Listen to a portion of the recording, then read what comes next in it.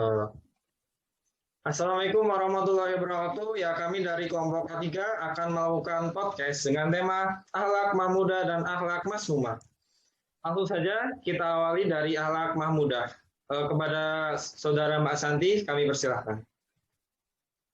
Ya, terima kasih Mas Rija atas pembukaan podcast kita malam hari ini. Di sini saya akan menjelaskan sedikit tentang akhlak mahmudah yang akan dilanjutkan oleh Mas Damar nantinya. Pertama-tama yang perlu kita ketahui, akhlak itu sendiri berasal dari bahasa Arab yang artinya huluk, yang artinya itu tingkah laku, tabiat, atau peringgai. Jadi secara istilah itu, akhlak yaitu sifat yang dimiliki oleh seseorang yang telah melekat dan biasanya itu akan tercermin dari perilaku orang tersebut. Seperti yang telah disebutkan pada Quran surat Syad ayat 46. Akhlak mahmudah itu adalah akhlak yang terpuji, golongan akhlak yang seharusnya dimiliki oleh seorang muslim. Terus kemudian sudah menjadi sebuah keharusan untuk menjaga akhlakul mahmudah ini dalam kehidupan sehari-hari kita. Akhlak mahmudah itu ada beberapa akhlak mahmudah yang akan kita bahas dalam podcast malam hari ini. Yang pertama yaitu rendah hati.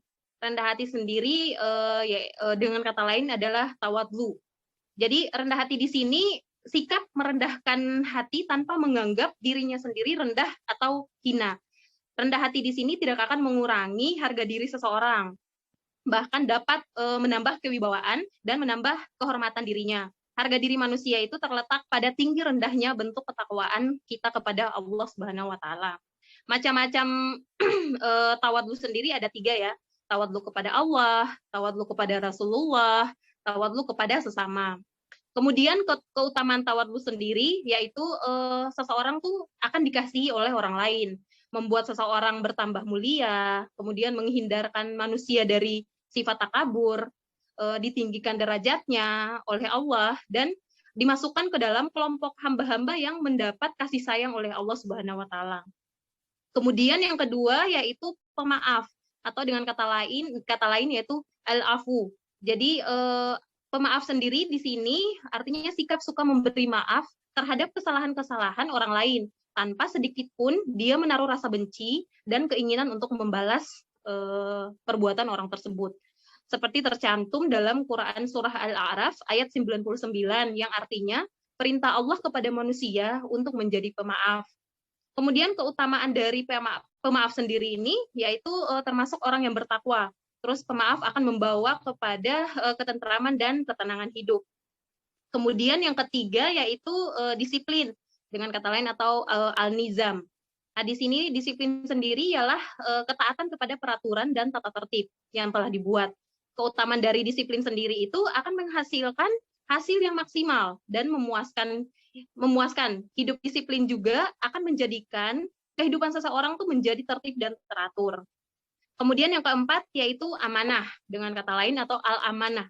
Itu amanah sendiri di sini yaitu segala hak yang dipertanggungjawabkan kepada seseorang yang berkaitan dengan hak Allah. Amanah sendiri ada banyak ya bentuk-bentuk amanah. Kemudian untuk keutamaan amanah sendiri itu orang yang amanah ini akan semakin tinggi kualitas keimanannya. Kemudian akan mendapatkan simpati dan kepercayaan yang tinggi dari berbagai pihak. Mungkin selanjutnya untuk macam-macam akhlak mahmudah ini akan diteruskan oleh Mas Damar. Kepada Mas Damar dipersilakan. Oh ya, baik, terima kasih Mbak Santi. Yang selanjutnya yaitu sabar. Manusia itu harus sabar menghadapi yang masalah sulit gitu.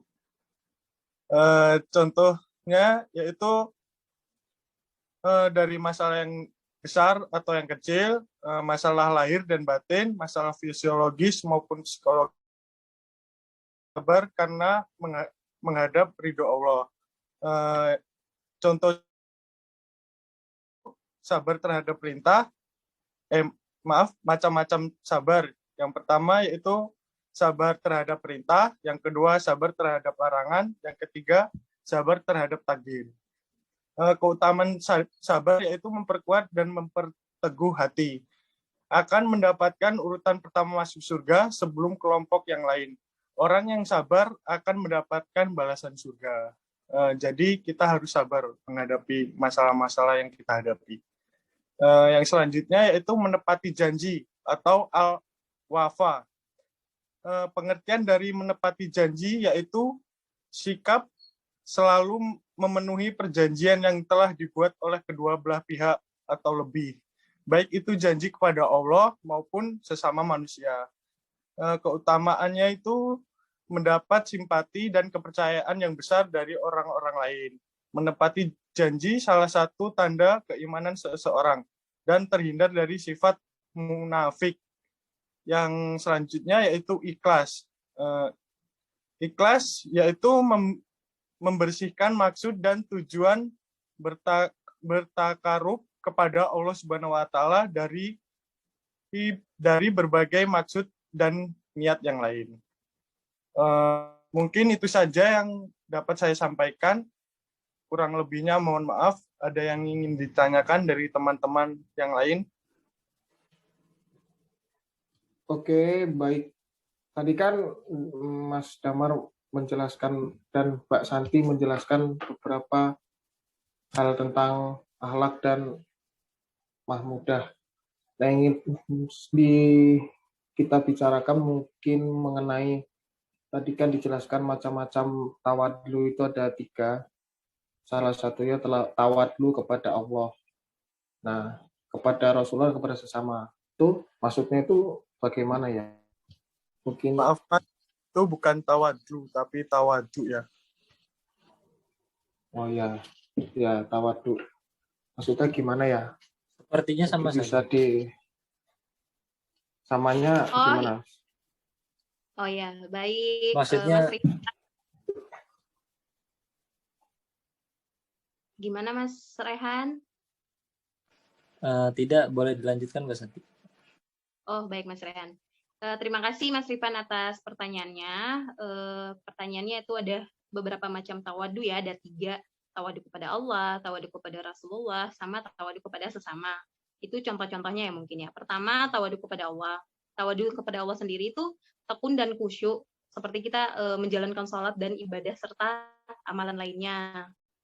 Kemudian untuk tawadu kepada Rasulullah sendiri itu kayak kita membaca salawat dan salam ketika menyebut atau mendengar nama Rasulullah Shallallahu Alaihi Wasallam. Kemudian tawadu kepada sesama itu seperti kita menghormati serta berlaku sopan sekalipun kepada orang yang lebih muda atau lebih rendah martabatnya. Seperti itu Mas Rifan. Oke. Cukup jelas. Bisa dilanjut. Tadi kan juga dijelaskan apa itu amanah dan sebagainya. Ya, yang ingin saya tanyakan, bagaimana sih bentuk-bentuk dari amanah tersebut? Terima kasih. Oke, baik Mas Rija atas pertanyaannya. Bentuk-bentuk amanah seperti saya tadi jelaskan, amanah itu adalah segala hak yang memang dipertanggungjawabkan kepada seseorang ya, yang berkaitan dengan hak Allah dan hak manusia. Di sini bentuk-bentuk amanah sendiri yaitu memelihara dan menjaga barang titipan serta mengembalikannya seperti semula pada pemiliknya. Terus kemudian ada juga menunaikan hak dan kewajibannya dengan baik dan proporsional. Terus tidak menyalahgunakan amanah jabatan yang sudah diamanatkan. Dia harus bertanggung jawab atas amanah yang sudah diembankan untuk mengemban jabatan itu seperti apa. Dia harus mempertanggungjawabkan juga kan, harus di hadapan Allah seperti apa. Terus itu juga termasuk bentuk-bentuk amanah. Terus kemudian menggunakan segala nikmat Allah untuk semata-mata beribadah kepadanya.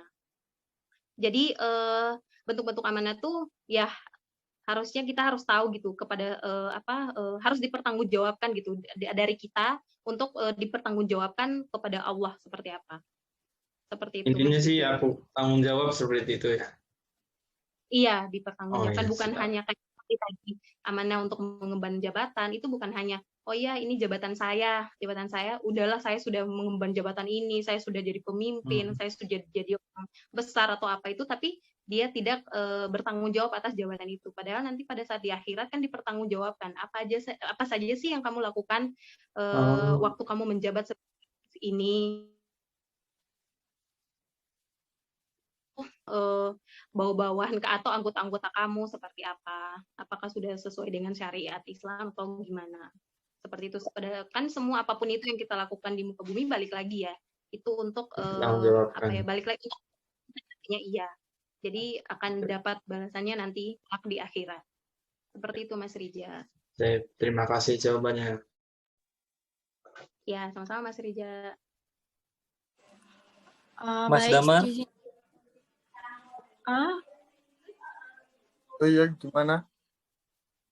Tadi sebenarnya saya ada yang mau tanya tentang yang tadi dijelasin Mas Damar, tapi boleh dibacain lagi yang awal-awal. Oh, yang pengertiannya ya, Mas? Iya. Oh, pengertiannya itu sikap tabah menghadapi segala kepahitan hidup, besar dan kecil, lahir dan batin, fisiologis maupun psikologis, karena menghadap ridho Allah dan ridho Allah Subhanahu wa Ta'ala. Itu, Mas. Itu pengertian dari sabar ya, Mas? Oh iya, baik. Oh iya. Ada yang udah Mas? jelas, Mas. Iya. Sekarang sudah mengerti. Oh iya. Tadi minta diulang aja. Oke. Ada yang ingin ditanyakan lagi? Mungkin dari teman-teman? Baik, saya akan bertanya. Tadi dijelaskan bahwa macam-macam sabar ada 3, yaitu sabar kepada perintah, larangan, dan takdir. Maksudnya dari masing-masing tersebut bagaimana ya? Oh iya, Mbak Sadina ya ini. Ya. Jawab Mbak Sadina. Sabar. Yang pertama itu sabar terhadap perintah. Nah, kita itu harus gimana ya? Harus mentaati gitu loh perintah dari Allah atau perintah dari manusia. Nah, kita harus sabar mentaatinya. Gitu. Kalau yang sabar terhadap larangan, yaitu kita tuh harus sabar menjauhinya. Contohnya kita lagi kumpul nih sama teman-teman. Nah, teman-teman nggak melakukan hal yang tidak baik, contohnya mabuk gitu ya. Nah, kita harus sabar, jangan terpengaruh gitu. Terus sabar terhadap takdir. Sabar terhadap takdir itu yaitu tidak berkeluh kesah. Misalnya kita, maafnya ngomong nih, jatuh dari motor, nah gitu kita jangan marah-marah sendiri gitu. Jangan berkeluh kesah, kita tuh harus sabar. Mungkin ini sudah takdir dari Allah gitu. Gimana Mbak Sadina, sudah mengerti? Ya, paham. Baik, terima kasih. Ya Mbak, sama. Ada yang ingin ditanyakan lagi? Mungkin? Saya, Mas. Mas siapa? Mbak siapa? Mbak Safa.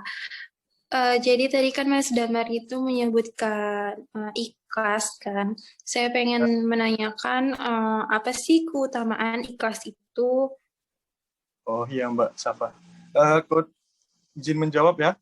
Keutamaan ikhlas yaitu kunci diterimanya atau tidaknya amal ibadah seseorang. Terhindar dari sifat orang yang mendustakan agama, dan ikhlas dapat membersihkan hati dari berbagai penyakit hati seperti ria dan suma'ah. Begitu Mbak Safa. Oke, baik, terima kasih Mas. Sama Mbak. Ada yang ditanyakan lagi dari teman-teman yang lain? Mungkin ada yang belum jelas.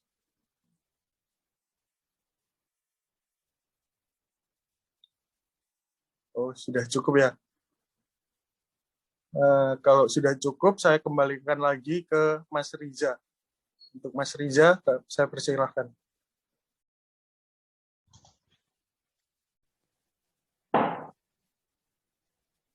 Bismillahirrahmanirrahim. Assalamualaikum warahmatullahi wabarakatuh. Kami dari kelompok A3, di sini kami akan menyampaikan tentang akhlak mazmumah yang akan disampaikan oleh Olive atau Siti Nurhalifah. Kepada Mbak Olive, saya persilahkan. Baik, terima kasih Mbak Adel atas waktunya. Nah, jadi di sini saya akan menjelaskan akhlak mazmumah. Nah, untuk akhlak mazmumah sendiri nanti itu ada beberapa. Yang akan saya jelaskan di sini itu ada ujub dan takabur, kemudian ada dendam, dan juga satunya adalah hasad atau dengki. Oke, mulai saja dari yang pertama. Yang pertama adalah ujub dan takabur. Ujub adalah sikap membanggakan diri. Nah, orang yang memiliki sifat ujub ini senantiasa membanggakan segala kehidupan yang dimilikinya di hadapan orang lain.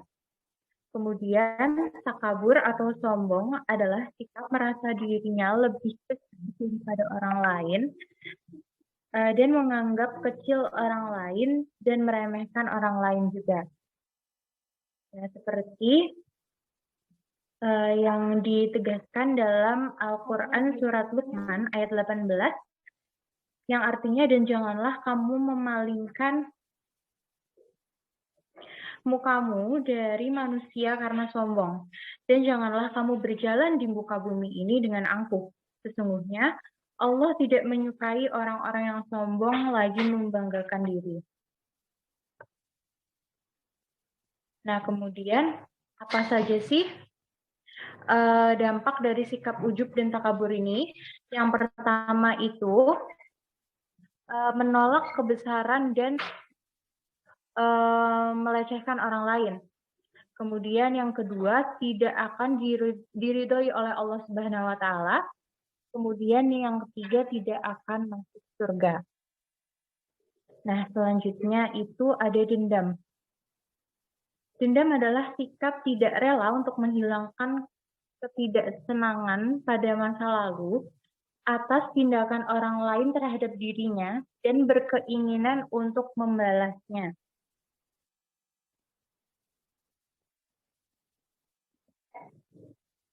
Nah, kemudian yang selanjutnya itu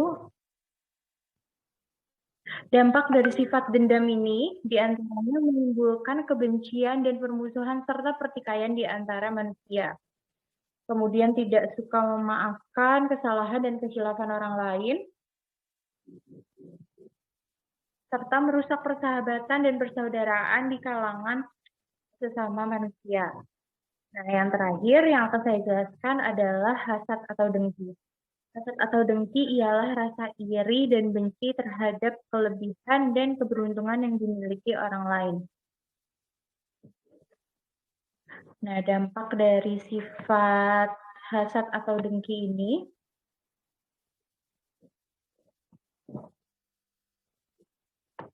di antara lain ada akan merusak amal perbuatan yang baik, kemudian akan menimbulkan kerusakan dan kehancuran tata pergaulan dan juga persahabatan antara sesama manusia, kemudian menimbulkan persaingan yang tidak fair, dan juga menciptakan pola hidup yang tidak sehat, serta akan mendapatkan kemurkaan Allah dan juga akan ditutup baginya pintu hidayah dan taufik dari Allah Subhanahu wa taala. Nah, mungkin untuk yang selanjutnya bisa dijelaskan oleh Mbak Adel. Baik, melanjutkan akhlak mazmumah yang sudah disampaikan oleh Mbak Olive, saya akan melanjutkan yang selanjutnya yaitu akhlak mazmumah khianat. Nah, khianat itu merupakan perbuatan tidak setia atau perbuatan yang bertentangan dengan janji. Jadi, itu merupakan lawan dari amanah. Itu khianat. Nah, biasanya orang yang suka berkhianat ini dia pandai untuk berbohong gitu. Kemudian dalam gimana ya? Dalam ada yang buku menuliskan bahwa orang yang berkhianat itu seperti musuh dalam selimut begitu. Nah, biasanya orang yang berkhianat ini kemudian tidak mendapatkan kepercayaan dari orang lain. Nah, akhlak mazmumah yang selanjutnya yaitu putus asa. Putus asa atau nama lainnya yaitu pesimis. Nah, putus asa ini merupakan putus harapan. Jadi ini merupakan lawannya dari optimis. Kalau optimis itu kan yakin ya, percaya diri begitu. Kalau putus asa itu tidak. Jadi gimana ya, putus asa tuh putus harapan begitu. Kemudian yang selanjutnya dampak putus asa. Jadi dampak dari putus asa ini mengakibatkan seseorang itu jadi bersifat pasrah. Jadi dia itu menimbulkan sifat pasrah seseorang secara berlebihan tanpa keinginan untuk berusaha untuk lebih baik lagi, tanpa berusaha untuk bertawakal begitu. Kemudian bertawakal atau berserah diri kepada Allah. Kemudian yang selanjutnya juga dampaknya itu kalau misalnya kita putus asa itu bisa menjadi orang yang semakin malas begitu, semakin malas dan semakin tidak bersemangat untuk meraih sesuatu hal yang kita inginkan. Yang selanjutnya ada ghibah dan namimah. Ghibah dan namimah ini merupakan akhlak mazmumah. Jika ghibah itu merupakan suatu perbuatan atau tindakan mengumbar atau membuka aib seseorang di hadapan orang lain. Itu ghibah. Sedangkan namimah itu yaitu adu domba atau mengadu domba antara dua belah pihak dengan tujuan agar terjadi perpecahan begitu. Jadi kalau misalnya ghibah itu lebih ke membicarakan aib orang lain di hadapan orang lain, kemudian jika namimah itu yaitu mengadu domba begitu. Kemudian yang selanjutnya dampak namimah dan ghibah itu yaitu salah satunya yaitu menimbulkan rasa curiga, kemudian menjadikan hubungan seseorang dengan orang lain menjadi tidak harmonis. Kemudian juga menimbulkan kerusakan dan menghancurkan cinta kasih, suatu persahabatan. Kemudian pelakunya juga akan mendapatkan kehinaan karena malu ya, misalnya ketahuan dia sudah namimah atau sudah mengadu domba teman yang satu dengan teman yang lainnya begitu. Nah, yang selanjutnya yaitu ada riya dan sum'ah. Nah, di sini yang biasanya kita nggak tahu tuh antara perbedaannya. Jadi riya, sum'ah tuh apa sih? Yang masih asing kan sum'ah ya. Kalau riya itu kan masih riya tuh mungkin masih orang-orang umum masih banyak tahu, tapi sum'ah itu nggak banyak yang tahu. Nah, apa sih bedanya? Nah, mungkin ada yang udah tahu apa bedanya riya dan sum'ah? Atau belum tahu? Jadi riya itu, kalau riya itu memperlihatkan. Jadi tuh dia ketika dia melakukan amal kebaikan itu tuh dia memperlihatkan ke orang lain, ingin suatu perbuatannya itu dilihat oleh orang lain. Sedangkan kalau sum'ah itu dia pendengaran, jadi mendengarkan gimana ya, menceritakan, kemudian sesuatu amal kebaikannya itu ingin didengar oleh orang lain gitu. Jadi kalau untuk perbedaan intinya itu bedanya riya dan sum'ah itu, kalau riya itu penglihatan, kalau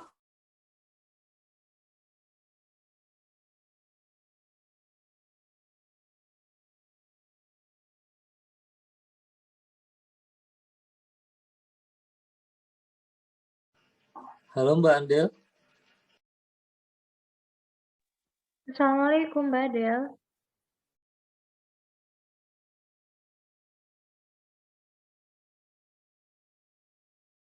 Sepertinya terputus sinyalnya.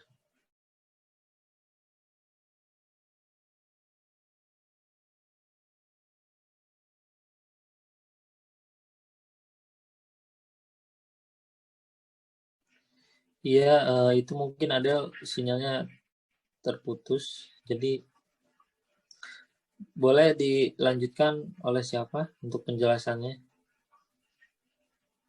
Oleh siapa gitu?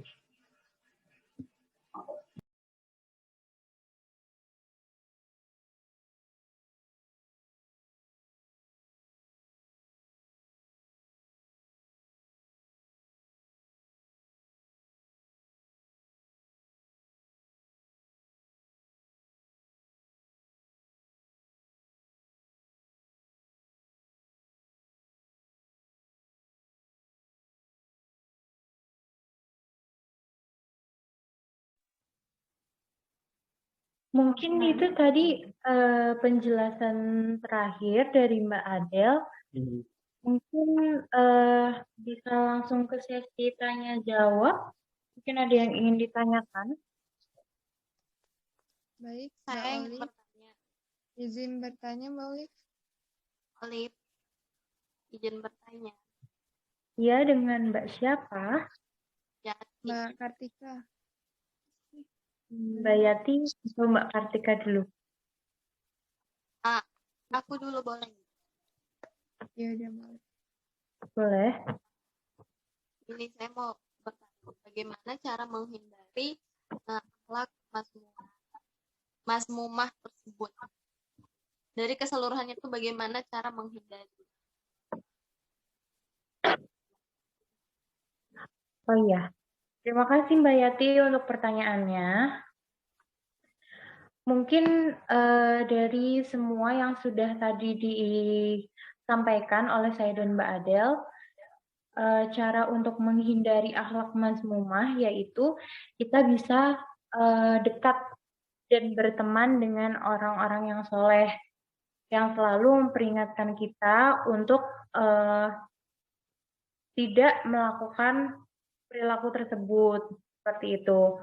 Kemudian yang pastinya dengan mendekatkan diri kepada Allah Subhanahu wa Ta'ala, maksudnya apabila ketika kita mungkin akan melakukan perilaku-perilaku yang sudah disebutkan tadi, kita bisa ingat dengan Allah Subhanahu wa Ta'ala. Kita selalu ingat dengan Allah Subhanahu wa Ta'ala. Kemudian kita juga harus menjauhkan diri dari lingkungan yang buruk. Seperti itu.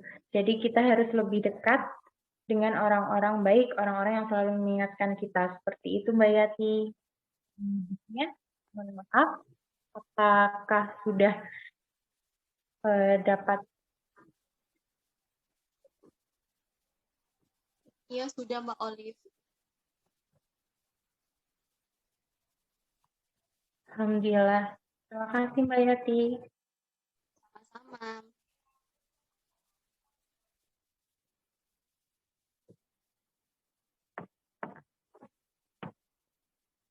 Yang selanjutnya. Baik, Mbak Olive ingin bertanya. Iya, Mbak Kartika. Dari yang tadi Mbak Olive jelaskan, itu gimana buat ngehindarin akhlakul mazmumah di kehidupan sehari-hari.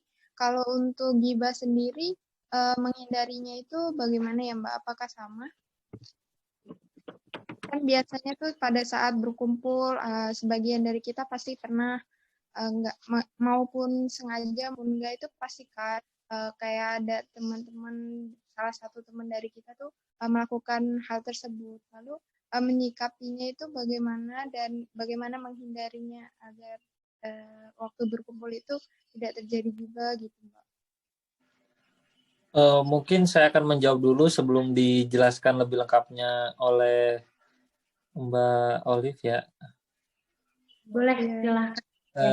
Jadi gini, menurut saya pribadi itu mungkin orang pertama-tama itu niat dulu ya. Kalau misalkan kita ingin berkumpul tapi niatnya ingin berkumpul dong, tapi tidak untuk bergibah atau hal lain-lain, itu kemungkinan bisa memperkuat iman kita untuk terhindar dari gibah tersebut. Dan setiap orang memiliki cara untuk menghindari gibah tersebut. Menurut saya kayak gitu sih. Jadi intinya niat dulu. Itu sih menurut saya. Baik, itu saja. Jika itu nggak sengaja gitu dilakukan, bagaimana Mas Sehat? Ya, dia nggak nih. Apabila Mbak menyadari nggak sengaja tidak dilakukan, nggak sengaja melakukan, ya berarti Mbak ingat kan. Nah, jangan dilakukan lagi. Boleh menambahkan sedikit?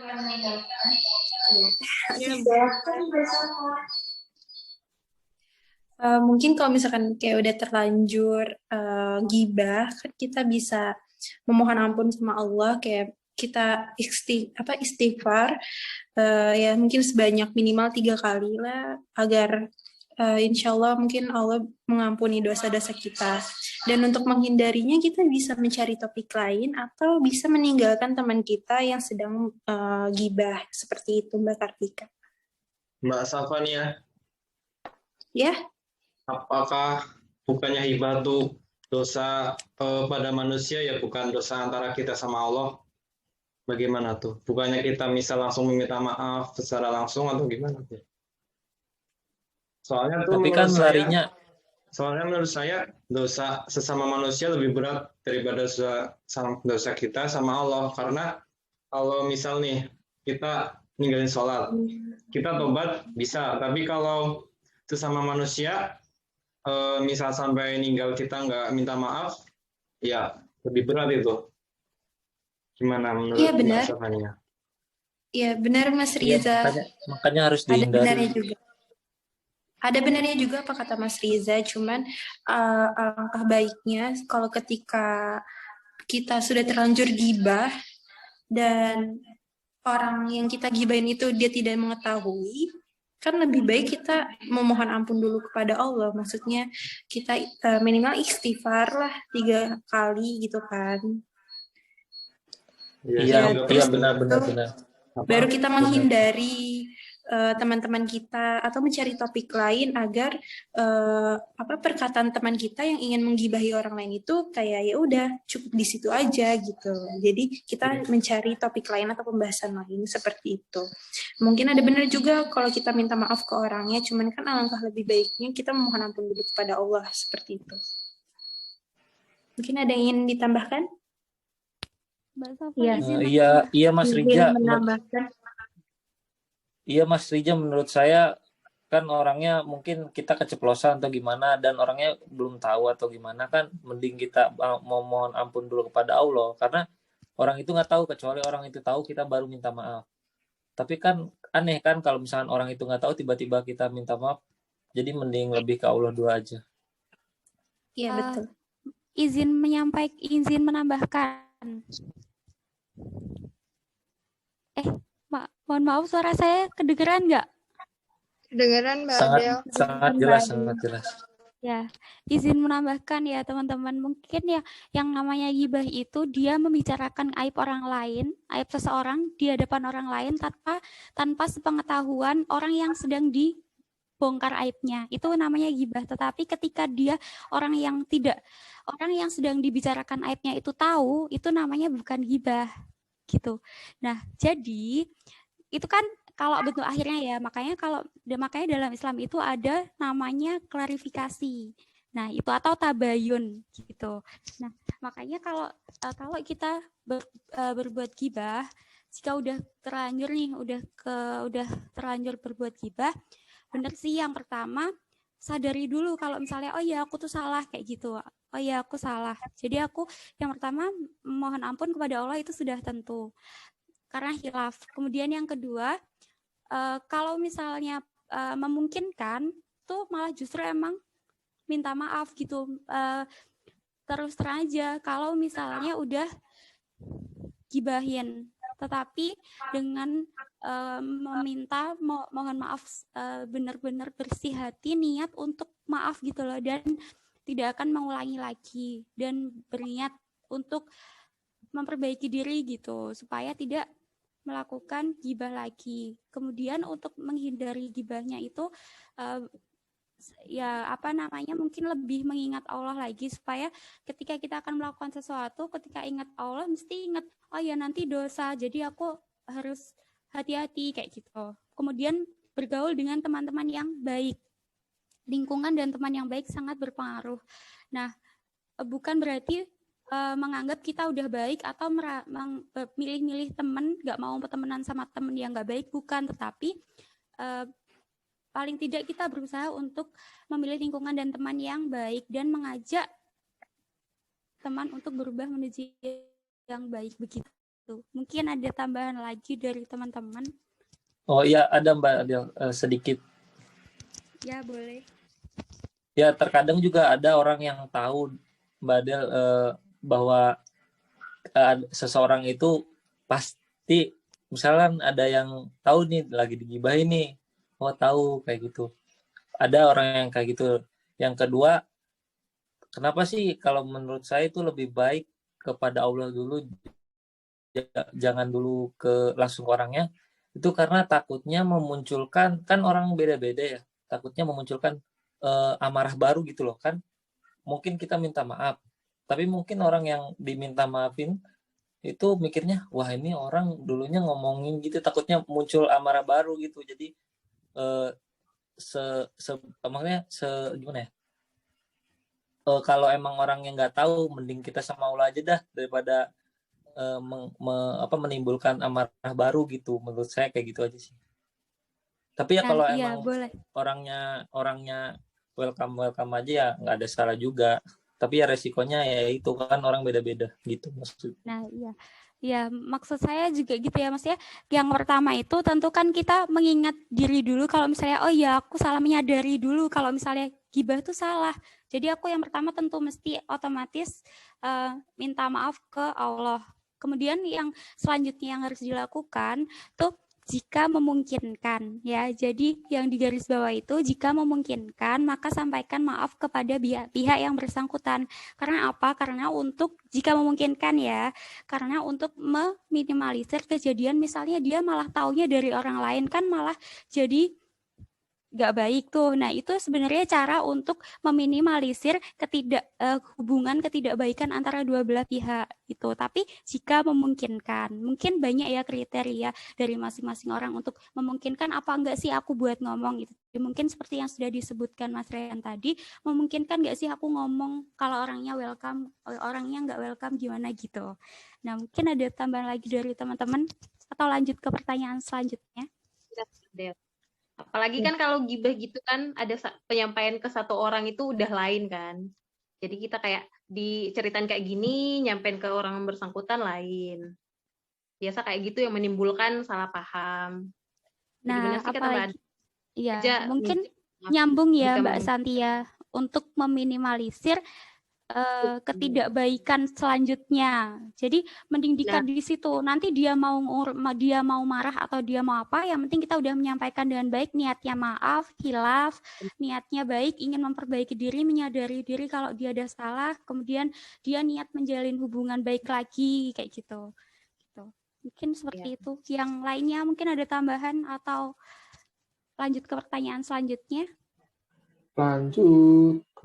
Sebelumnya terima kasih kepada Mas Rehan, Mbak Santi, Mbak Safa, Mas Riza yang tadi sudah menambahkan. Mbak Adel juga terima kasih untuk jawabannya. Mungkin karena mengingat waktu bisa dilanjutkan ke pertanyaan berikutnya. Ya, Assalamualaikum Mbak Olive dan Mbak Adel. Di sini saya ingin bertanya, bagaimana cara anak muda terhindar dari rasa putus asa? Serta apa pemicu paling sering seorang anak muda mengalami rasa putus asa? Terima kasih. Terima kasih pertanyaannya Mbak Diken. Mungkin saya dulu ya, nanti kalau ada tambahan bisa ditambahkan oleh Mbak Olive dan teman-teman yang lain.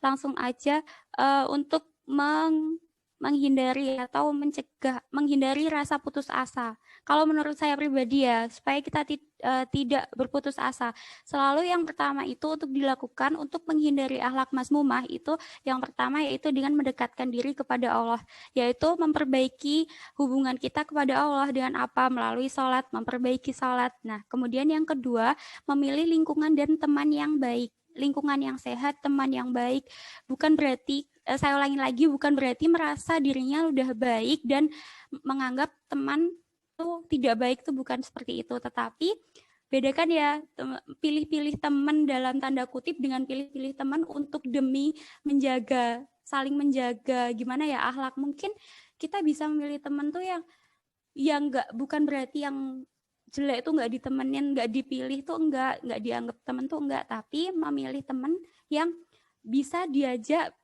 membawa ke yang lebih baik. Seenggaknya dia mau berusaha, mau mendengarkan, mau saling berjalan bareng untuk menuju ke yang lebih baik. Tidak harus dia udah baik, tapi bersama-sama untuk menuju yang lebih baik begitu. Kemudian itu yang pertama tadi kan mendekatkan diri kepada Allah melalui sholat ya, terutama soalnya kalau misalnya sholatnya tuh dia terjaga, mesti semuanya insya Allah dia ngikutin kayak gitu.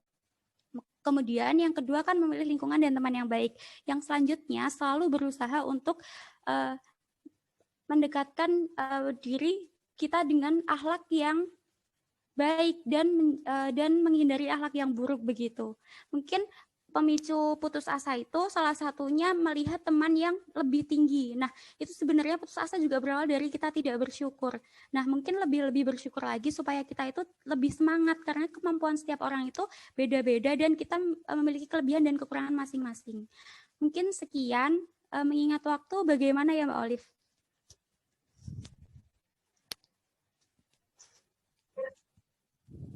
Boleh dilanjut kalau memang tidak ada tambahan. Oh, mungkin cukup segitu aja. Mungkin ada tambahan dari teman-teman yang lain supaya kita tuh tidak putus asa dan jangan sampai lah kita itu putus asa gitu. Ya, Mohon maaf, Mbak Niken.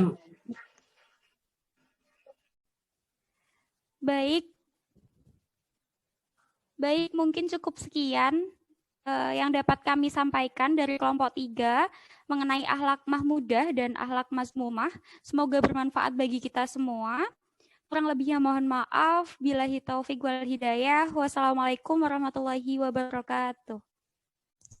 Waalaikumsalam warahmatullahi wabarakatuh. Waalaikumsalam warahmatullahi wabarakatuh.